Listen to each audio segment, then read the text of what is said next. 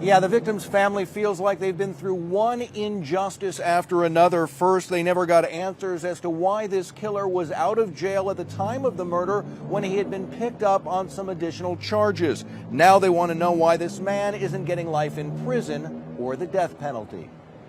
Joshua Bagley is a confessed killer who strangled a Phoenix mom to death in the back of a Valley Metro bus a couple years ago. On Friday, a judge sentenced Bagley to 40 years in prison for the brutal murder of Diane Craig. A number of the victim's family members were in court to share their pain and suffering.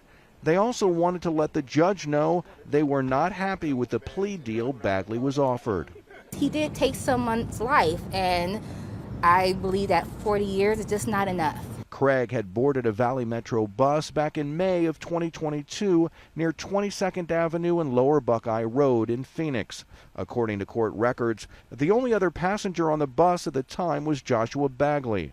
Authorities say Bagley used the straps of the victim's purse to choke Craig until she wasn't breathing. The family's attorney, Ben Taylor, says he can't understand why a plea deal was offered when there was video evidence of the actual murder. He thinks the case should have gone to trial. The jury would have found him guilty of first-degree murder easily. I mean, easily. The facts, it's on video. It's on video of him strangling Diane Craig.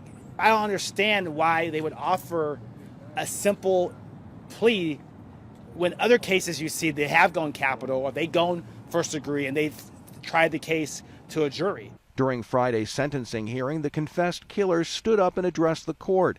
He said, "I'd like to apologize to the family for what I did. It's the biggest mistake I ever made in my life. I deserve the maximum sentence." Glad he was remorseful. He wasn't like, oh, who cares or anything like that. But you still did what you did. Actions have consequences. It's time for you to meet up to your actions. I'm glad he agreed with that.